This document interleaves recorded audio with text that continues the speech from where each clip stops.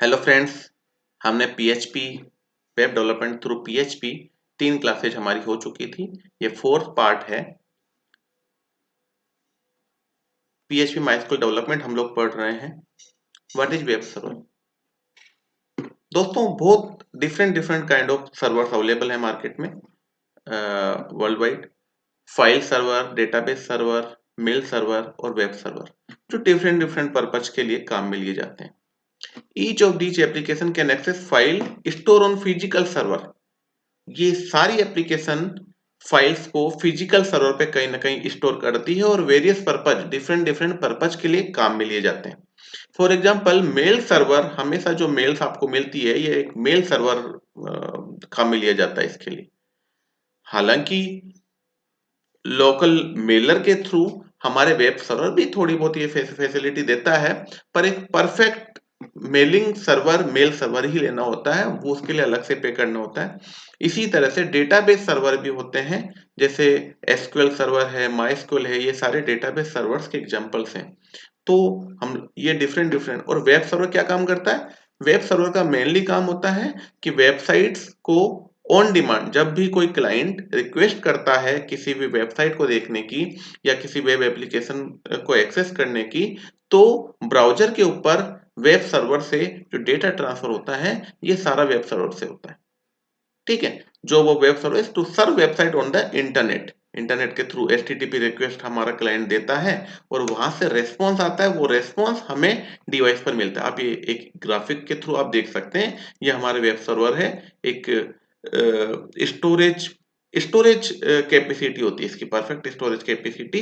यहाँ सारा कोड, जो भी आपने एप्लीकेशन के लिए कोड लिखा, हम जो भी कोड लिखेंगे पीएचपी का, वो इस सर्वर पे स्टोर होगा। आप कैसे स्टोर करेंगे ये भी हम आपको आने वाली स्लाइड्स में, आने वाली क्लासेज में हम आपको बताएंगे। ठीक है दोस्तों, ये लैपटॉप, स्मार्टफोन, पीसी, सारी डिफरेंट डिफरेंट डिवाइस से हमारा वेब सर्वर ही एक्सेस किया जा रहा है। इसके अलावा जब आप online payment, credit card payment, ये सभी भी तो किसी न किसी सर्वर से एक्सेस करके डेटा ला रहा है, वो भी वेब सर्वर से ही डेटा, और वहीं सिंक्रोनाइजेशन करके डेटा को ट्रांजेक्शन करके और उस डिवाइस में, तो वो भी एक तरह से सर्वर को एक्सेस करता है। ठीक है फ्रेंड्स, तो इंटरनेट के थ्रू ये सारा सर्व होता है, ये वेब सर्वर होते हैं। हमें ये टर्म आना बहुत आवश्यक है, क्योंकि ये सभी चीजें हमारे वेब डेवलपमेंट में काम में ली जाएंगी। हमें सर्वर पे डेटा डालना भी होगा और सर्वर से डेटा लेना भी होगा, तो हमें ये सारी टर्म्स आनी चाहिए। अब डेटाबेस सर्वर क्या है? डेटाबेस सर्वर हमेशा डेटाबेस से रिलेटेड जो भी फीचर्स होते हैं, फंक्शनलिटीज होती है, वो डेटाबेस सर्वर ही उसके लिए केपेबल होता है। फॉर एग्जाम्पल, अगर आप फेसबुक या किसी दूसरी वेब एप्लीकेशन के थ्रू डेटा सेव करते हैं, तो डेटा वेब सर्वर पर सेव नहीं होता दोस्तों, वो डेटा डेटाबेस में सेव होता है, और डेटाबेस हमेशा डेटाबेस सर्वर प्रोवाइड करवाते हैं।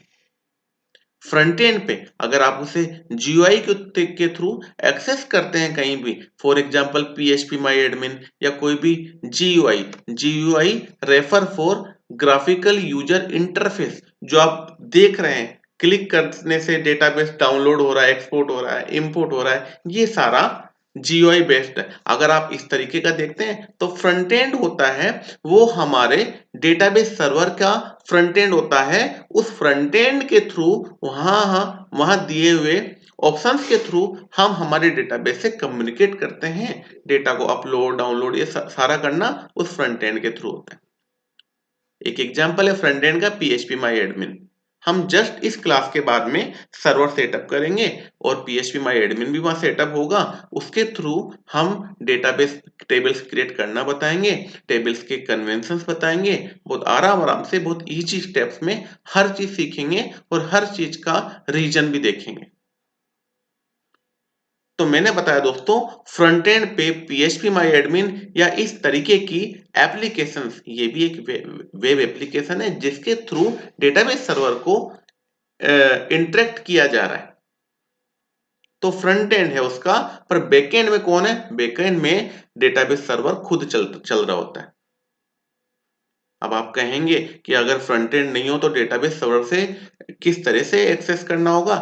दोस्तों, आप जानते हैं, बहुत लोगों ने देखा होगा, क्योंकि कई जगह आप देखेंगे माइस्क्यूएल को इंस्टॉल करना और माइस्क्यूएल से क्वेरीज को चलाने के लिए GUI के बजाय CMD interface, command line interface, वो भी काम में ले जाता है। कमांड लाइन के थ्रू एक ब्लैंक स्क्रीन पर कमांड्स लिखी जाती है और उसके थ्रू डेटा एक्सेस होता है। वो थोड़ा इजीली अंडरस्टैंडेबल नहीं होता, हमें नहीं समझ में आता कि ये डेटा फेच हम कर रहे हैं, हम इसे बाइंड कहाँ करेंगे, ये दिखेगा कैसे। उसी के लिए तो हम लोग ये वेब डेवलपमेंट थ्रू PHP, जिसके अंदर आप सब कुछ वो सारी आपकी कंफ्यूजन्स जो आपने अपने एजुकेशन टाइम में देखा होगा कि जब कभी ओरेकल सर्वर से जब आप डेटा एक्सेस कर रहे होंगे तो काम कहाँ लिया जा रहा है, ये सारे कंफ्यूजन्स आपके हमारी इस कोर्स में क्लियर होंगे। तो दोस्तों डेटाबेस के लिए डेटाबेस सर्वर काम में लिया जाता है। अभी इतना आपके लिए जानना आवश्यक है।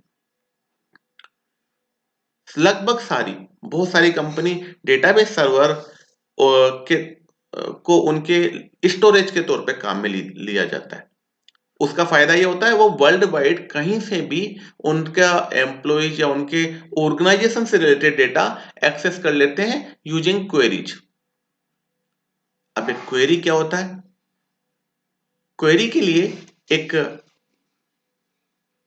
एक स्टैंडर्ड लैंग्वेज होती है, उसके थ्रू डेटाबेस डेटाबेस पर क्वेरी चलाई जाती है और उसी से डेटा फेच होता है, उसी के थ्रू डेटा एंटर होता है। वो जो स्पेशल लैंग्वेज वो कहलाती है SQL, structure query language.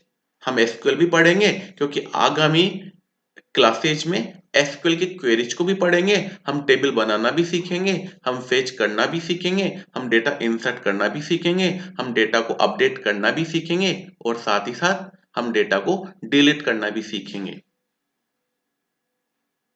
Let's एक डेफिनेशन हम डेटाबेस सर्वर की फिर से मैं रिपीट करता हूं।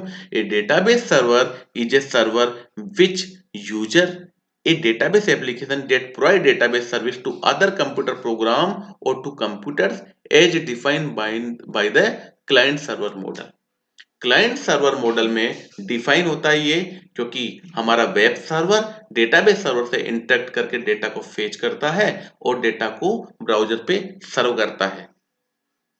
ब्राउजर कौन? ब्राउजर हमारा वेब क्लाइंट। वेब क्लाइंट पर जो डेटा गया है वो यूजर देख पाता है। इंटरनल प्रोसेस सारी हमारा वेब सर्वर, डेटाबेस सर्वर, ये सभी क्लाइंट को दिखाने के लिए रेस्पॉन्सिबल होते हैं और साथ ही साथ रेस्पॉन्सिबल होता है हमारा PHP कोड जो हम लिखने वाले हैं। ये जो PHP माई एडमिन, ये भी एक तरीके का रिटर्न कोड ही तो है जो जिसने GUI प्रोवाइड किया है। कुछ एग्जांपल्स हैं डेटाबेस, ओरेकल, DB2, ये सब डेटाबेस, और एसक्यूएल सर्वर माइक्रोसॉफ्ट का एसक्यूएल सर्वर है। इसीलिए मैंने कल और पिछली क्लास में मैंने आपको बताया था कि डॉटनेट के साथ बेस्ट बाइंडिंग एसक्यूएल सर्वर की ही होती है। आगे बढ़ते हैं, अब हम सर्वर सेटअप देखेंगे।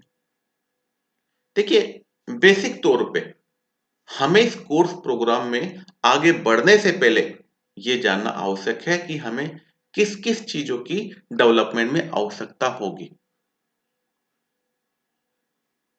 PHP के थ्रू वेब डेवलपमेंट करने के लिए आपको एक वेब सर्वर चाहिए और क्योंकि लोकली हम लोग डेवलपमेंट करेंगे इसलिए हमें लोकल वेब सर्वर की आवश्यकता है। लोकल वेब सर्वर, एक डेटाबेस सर्वर का सेटअप करना है और साथ ही साथ एक्सेस किससे करना होगा? ये एप्लीकेशंस हमें हमारे लिए आवश्यक है उसको टेस्टिंग करने के लिए और उसे चलाने के लिए। वेब ब्राउजर, क्योंकि आप जो भी डेवलपमेंट करेंगे उसे चेक कहाँ करेंगे? हम ब्राउजर में ही करेंगे क्योंकि जो भी वेब सर्विस या वेब एप्लीकेशन या वेबसाइट सभी वेब ब्राउजर में ही चलने वाली है, इसलिए हमें ब्राउजर की आवश्यकता है। और साथ ही साथ हमें कोड लिखने के लिए एक एप्लीकेशन की आवश्यकता है जो जिसे हम बोलते हैं एडिटर। नाम से ही पता चल रहा है जहां कोड एडिट किया जाए वो एडिटर है। एडिटर की मदद से हम PHP का, HTML का, CSS का, जावास्क्रिप्ट का ये सारे कोड लिखेंगे। अब हम इनके लिए कौन कौन से सॉफ्टवेयर काम में लेने वाले हैं इसे हम आगे पढ़ेंगे। पर हमें एक वेब सर्वर चाहिए, डेटाबेस सर्वर चाहिए, लोकली हम डेवलपमेंट कर रहे हैं तो इन सर्वर को लोकली सेटअप करना होगा। लोकल सेटअप का ये फायदा होगा कि आपको डेवलपमेंट करते टाइम इंटरनेट की आवश्यकता नहीं होगी, आप बिना इंटरनेट कनेक्टिविटी के डेवलपमेंट कर पाएंगे। चलिए आगे बढ़ते हैं। Apache server. दोस्तों लोकल सर्वर के लिए अपाचे का हम लोग लोकल और लाइव भी, अपाचे एक पॉपुलर ओपन सोर्स है, क्रॉस प्लेटफॉर्म काम करता है। इसका मतलब ये लिनक्स मशीन पर भी काम करता है और विंडोज मशीन पर भी काम करता है। विंडोज सर्वर भी प्रोवाइड होता है अपाचे के थ्रू और लिनक्स सर्वर भी प्रोवाइड होता है। सबसे ज्यादा मोस्ट पॉपुलर वेब सर्वर है अपाचे। इसे मेंटेन करती है अपाचे सॉफ्टवेयर फाउंडेशन। ये कंपनी है जो अपाचे एचटीटीपी सर्वर्स को मेंटेन करती है। बहुत सी बड़ी कंपनीज भी अपाचे के सर्वर काम में लेती है। कुछ एग्जांपल हैं Cisco, IBM, Salesforce, General Electric, Adobe, VMware, Xerox, LinkedIn, Facebook, Hewlett Packard, AT and T, Siemens, eBay और बहुत सारी कंपनीज। अब पढ़ते हैं इंपॉर्टेंट पार्ट। हम माइस्क्वेल सर्वर का सेटअप कैसे करेंगे। हमें माइस्क्वेल सर्वर सेटअप भी करना होगा, हमें जेम सेटअप भी करना होगा। माइस्क्वेल सर्वर ये डेटाबेस सर्वर है और जेम और अपाचे के लिए, क्योंकि हमने पहले पढ़ा, हमने पहले आपको बताया अपाचे ये वेब सर्वर के लिए काम में लेना है, डेटाबेस के लिए माइस्क्वेल काम में लेंगे और इन दोनों के ही सेटअप के लिए बहुत अच्छी फैसिलिटी अवेलेबल है। एक जेम सर्वर हम लोग इंस्टॉल कर सकते हैं। इस जेम में आपको डेटाबेस सर्वर भी मिलेगा और आपको वेब सर्वर भी मिलेगा। तो इन दोनों तरह के सर्वर के लिए आप जेम सर्वर इंस्टॉल कर सकते हैं। जेम को इंस्टॉल करने की आगे हम लोग जेम को प्रैक्टिकली इंस्टॉल करके देखेंगे सिस्टम में किस तरह से इंस्टॉल होगा, ये सारी चीज हम लोग देखने वाले हैं आगे।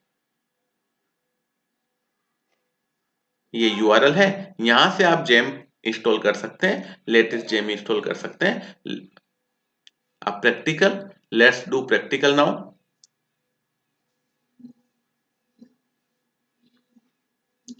दोस्तों अगर आपको ये वीडियो पसंद आया है और आप रेगुलर क्लासेज एक्सेस करने के लिए हमारे चैनल को आज ही सब्सक्राइब कीजिए और अपने फ्रेंड से भी कहिए सब्सक्राइब करने के लिए। जितने लोग हमारे वीडियो को देखेंगे उतना हमें मोटिवेशन मिलेगा और हम और नए नए वीडियो आपके लिए बनाएंगे। पीएचपी क्लास प्रैक्टिकली किस लेवल पे चले, जितने जितने सब्सक्राइबर, जितने व्यूअर्स हमारे होंगे, हम उतने ही एक्साइटमेंट के साथ नए नए वीडियो और डेप्थ में आप लोगों के लिए इंफॉर्मेशन लेके आएंगे। Thanks a lot.